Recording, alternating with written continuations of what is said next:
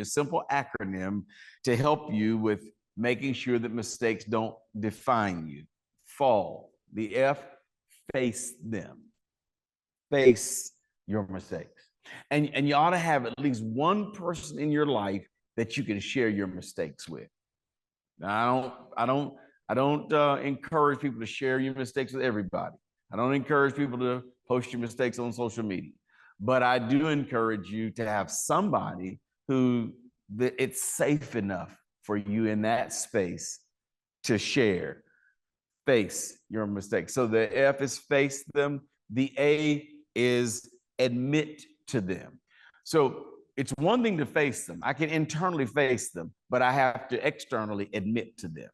So part of the challenge that we may face sometimes is when we get good feedback about what we've done, it's hard for us to admit, yeah, I didn't do my best at that. Yeah, that wasn't my greatest. Yeah, I could have worked harder on that. So there is something about admission that helps you move further. The Bible calls it confession.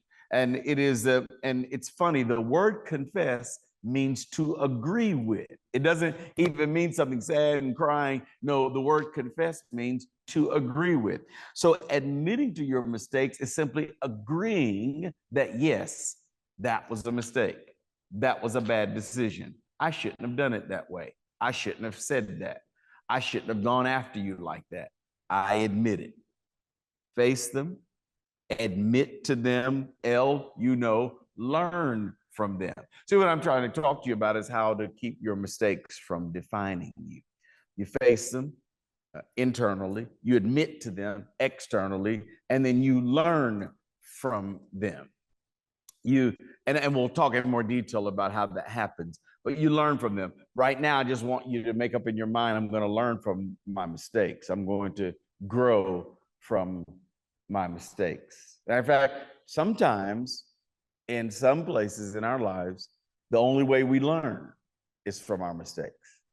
Now, someone says a wise man learns from his burns. A wise woman learns from her burns. I don't think so. You don't have to be that wise to learn from your own burns.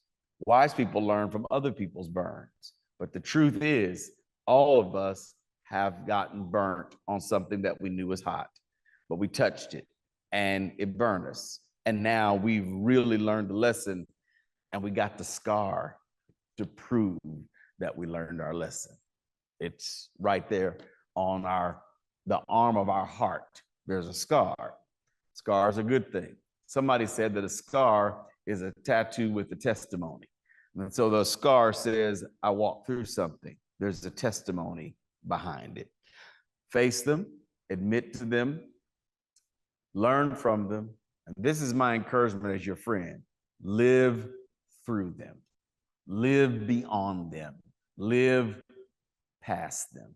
Don't stay. So did you fall? Sure you did. But when you face them, admit to them, learn from them, and live from them, here's what happens. You start defining yourself by your calling and not by your falling. See, this is how you keep mistakes from defining you. You define yourself by your calling, not by your falling. So my falling doesn't define me, my calling defines me. So what I see is that if I have a call on my life, if there's purpose in my life, my pursuit of that is what defines me. Mistakes and failures happen along the way, but they don't define me. As a matter of fact, they push me further into my purpose if I've got somebody in my life walking with me like I walk with you, who can remind you every day that it ain't over yet, that is not the final chapter of your life, that there is more to life than what you've seen so far. So you learn how not to define yourself by your falling, but you define yourself by your calling.